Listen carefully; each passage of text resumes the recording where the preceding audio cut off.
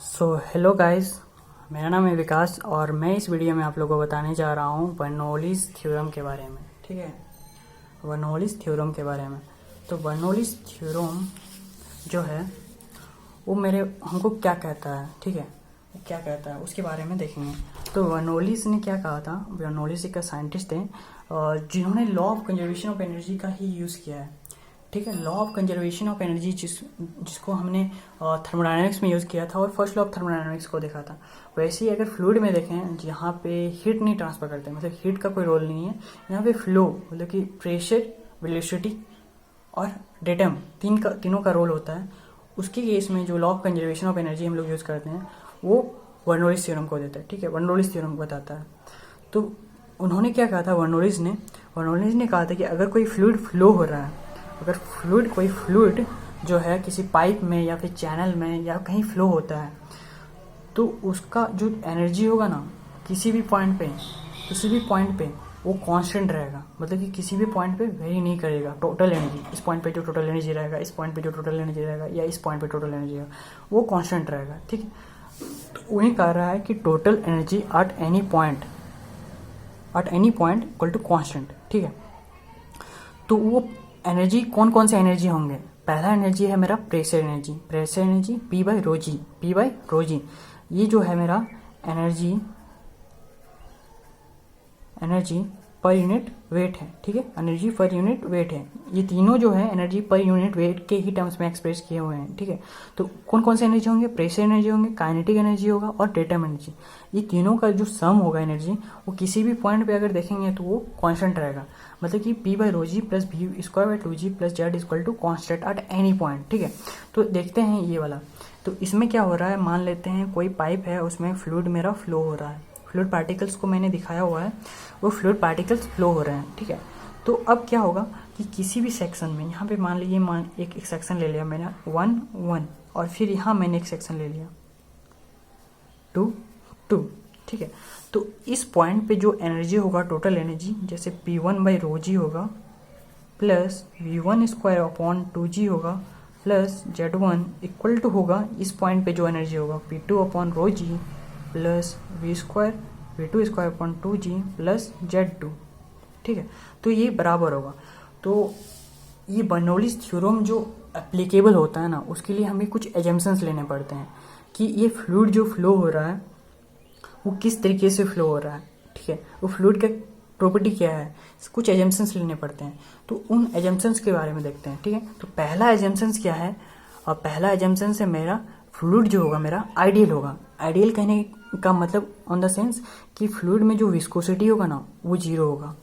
जैसे कि मान लेते हैं कि हम लोग को पता है सॉलिड में अगर कोई सॉलिड दूसरे सॉलिड के ऊपर मूव करता है तो उसमें क्या होता है, फ्रिक्शन रहता है। वैसे ही सेम क्या होता है, लिक्विड दूसरे लिक्विड लेयर के ऊपर जब मूव करता है तो ये लिक्विड लेयर जो होता है इसको ऊपर वाले लिक्विड लेयर को रेजिस्टेंट प्रोवाइड करता है। तो इसके केस में हमने क्या कर लिया, जो विस्कोसिटी मतलब जो फ्रिक्शन था फ्लूइड के बीच में जो फ्रिक्शन या रेजिस्टेंस होता है उसको हम लोग विस्कोसिटी कहते हैं।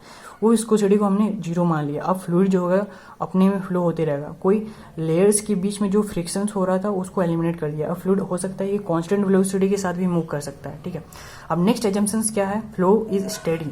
मतलब कि अगर किसी पॉइंट पे, जैसे कि ये फ्लूइड फ्लो हो रहा था इसमें, तो किसी एक पॉइंट पे मान लीजिए ये पॉइंट है और इस पॉइंट पे हम लोग हर टाइम किसी भी समय अगर देखेंगे तो इस पॉइंट पे इसका प्रेशर, वेलोसिटी या डेंसिटी सेम रहेगा।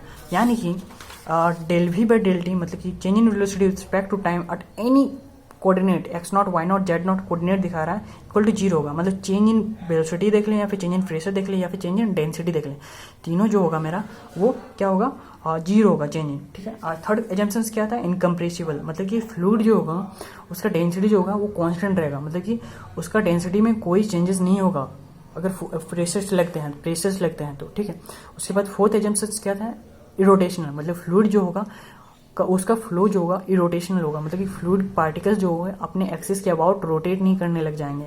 ये फ्लूइड पार्टिकल है, ये अपने एक्सिस, ये एक्सिस होगा इस तरीके से रोटेट कर रहे हैं, ऐसा रोटेट नहीं करने लग जाएंगे। ठीक है, ये है फोर्थ एजम्पशंस। तो पहला क्या था कि उसका वेलोसिटी, प्रेशर और डेंसिटी उसका चेंजेस जीरो होगा।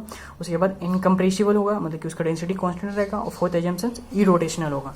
तो ये सारे एजम्पशंस थे, इसी के बेसिस पे बर्नौलीज थ्योरम आया है, ठीक है, ये बर्नौलीज थ्योरम।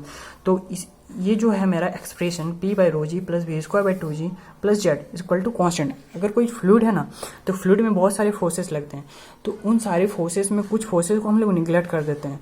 उसके बाद हमें एक इक्वेशन मिलता है जिसको सॉल्व करने पे फ्लूइड एलिमेंट को लेके, तो वो कहलाता है यूलर्स इक्वेशन ऑफ मोशन, ठीक है, Euler's equation of motion for fluid.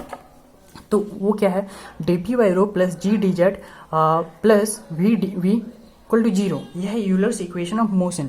तो हमने एजम्पशंस देख लिया फ्लूइड, ये बर्नौलीज थ्योरम के लिए उसने कहा कि हम लोग फ्लूइड को जो है इनकम्प्रेसिबल मान लेंगे, ठीक है। तो इनकम्प्रेसिबल मान लेंगे यानी कि रो इक्वल टू मेरा क्या होगा, कांस्टेंट होगा, ठीक है। तो ये है यूलर्स इक्वेशन ऑफ मोशन। अगर हमको बर्नौलीज थ्योरम निकालना है, उसके लिए हमको क्या करना होगा, ये इक्वेशन को इंटीग्रेट करना होगा, ठीक है।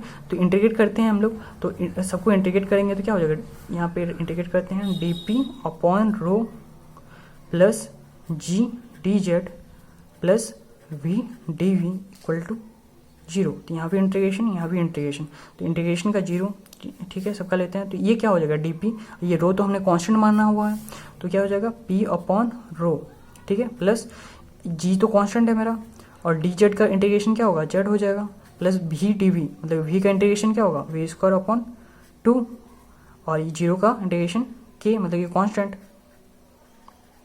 ठीक है, कांस्टेंट।